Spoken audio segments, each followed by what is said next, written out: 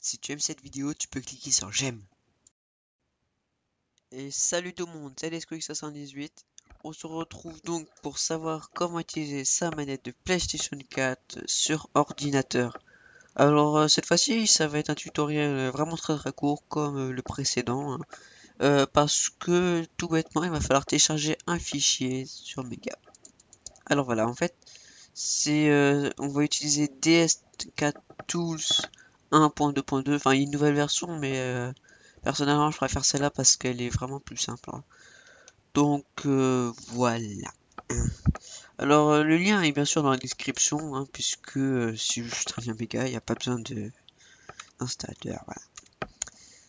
Donc une fois le fichier téléchargé, vous l'ouvrez et vous aurez ceci. Oh, excusez-moi monsieur. Voilà. Vous aurez donc ce fichier.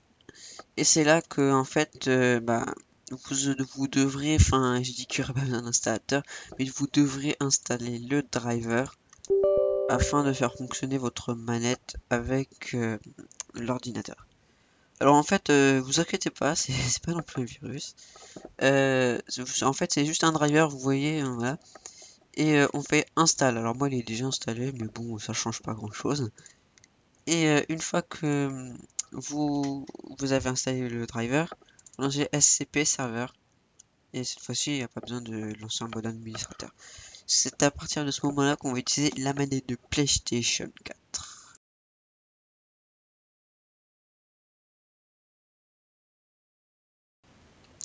Oui, donc, excusez-moi, hein. J'ai oublié de vous dire qu'il fallait rajouter le périphérique. Bon, moi, je le supprime puisqu'en l'occurrence, je l'ai déjà, sinon on ne va pas le détecter.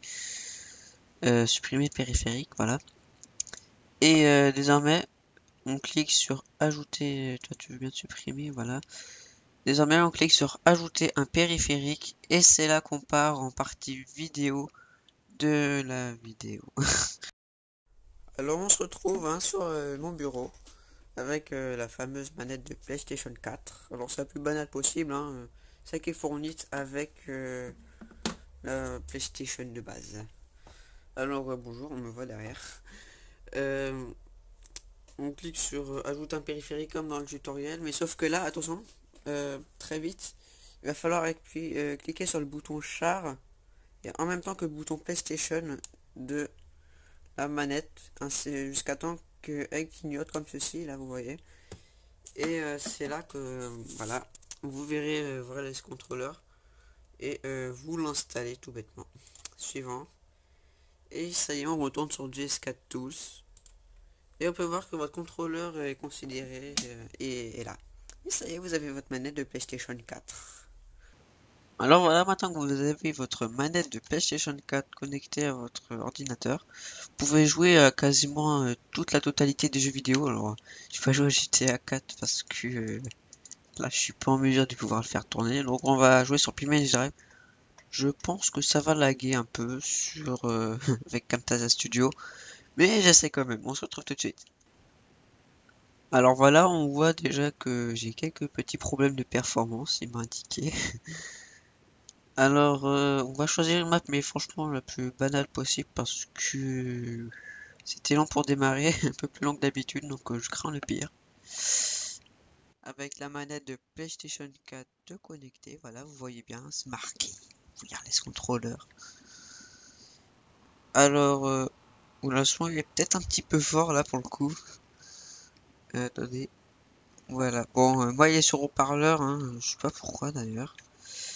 Je vais peut-être baisser le son. Ouais, d'accord, ça change pas grand-chose. Bon, en tout cas, vous pouvez voir, hein, ça m'inquiète, mis à part les lags. Bon, moi, niveau lag, en fait, ça change pas grand-chose, puisque j'ai un Celeron. Voilà.